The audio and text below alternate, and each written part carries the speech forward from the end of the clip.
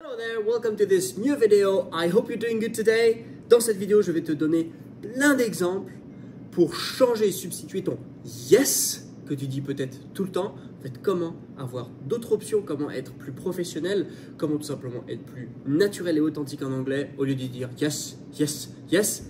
Je te dis tout dans cette vidéo. Mais avant que je t'en dise un peu plus, tu vas pouvoir liker cette vidéo, tu vas pouvoir aussi la partager, tu peux également me laisser un commentaire et surtout t'abonner et cliquer sur la cloche pour que tu puisses avoir toutes les dernières notifications en cours. Mais avant qu'on aille plus loin, bien sûr, c'est le jingle, let's go!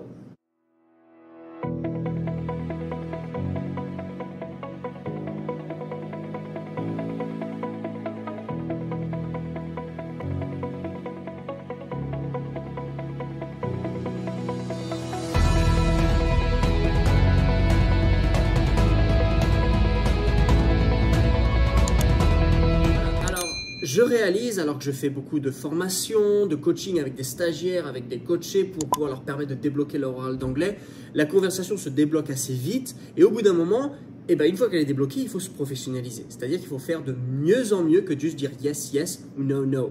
Parce que au bout d'un moment, il y a pas mal de rondeur à prendre et surtout d'être de plus en plus performant.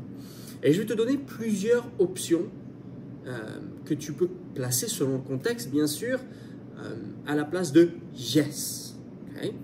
La première option, c'est sure. Okay? Would you like to go to the restaurant? Option 1, on dit yes. Option 2, on dit sure. Sure. Okay? Alors, ça ne veut pas dire sûr. C'est en général, on acquiesce et on souscrit à l'option qui nous est proposée. Sure. Okay? Ça, c'est la première chose. Number 2, la deuxième chose que tu peux dire au lieu de yes, c'est of course. Of course. Yeah, of course. Tu peux me dire yes, of course. Mais, of course. Would you like to come? Of course. I'd like to. Of course. Okay? Donc, yes peut être remplacé par of course en number 2. Number 3, une troisième option que tu peux me donner, c'est indeed. Indeed. Okay? Indeed. Indeed, c'est tout à fait.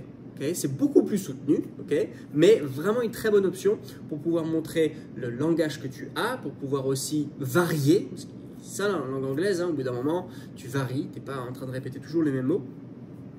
Et donc, quand tu dis indeed, tu es beaucoup plus soutenu, mais c'est un très très bon mot à placer. Indeed. Okay? Donc, voici la troisième option. La quatrième option que j'aimerais te laisser, ce n'est pas un mot, c'est un son.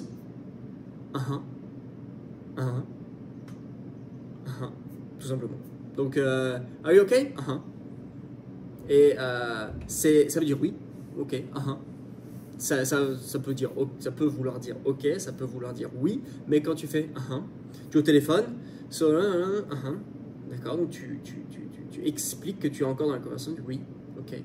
Au lieu de dire yes, yes, donc c'est donc c'est pas du non-verbal parce qu'il y a quand même du son, gap filler, mais tu es là pour montrer à la personne que tu suis, tu peux aussi répondre par l'affirmative. Ok. Donc ça, c'est la quatrième option. Maintenant, il y a une cinquième option qui est très diverse et variée, c'est-à-dire que je ne vais pas te donner un mot, c'est tout simplement de répondre par une conformité, un tag de conformité. Exemple, si quelqu'un te dit « Do you want to come ?» On revoit nos options. « Sure ». On peut aussi dire « Of course ». On peut aussi dire « Indeed ». On peut aussi dire « Mais si la question elle est « Do you want to come ?» on va réutiliser l'auxiliaire qui nous est proposé. Ici, c'est « Do ». « Do you want to come ?» Do. Et donc, pour dire « je veux venir », oui, on peut tout simplement dire « I do ». I do.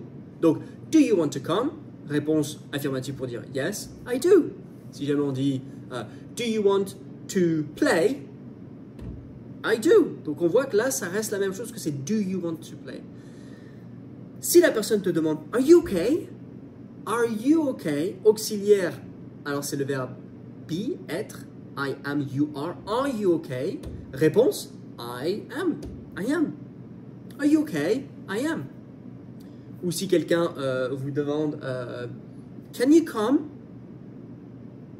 Can you come? I can. Auxiliaire, on réutilise. Donc en fait, vous réemployez ce que la personne vous a donné dans sa question, tout simplement, et vous faites une réponse de conformité.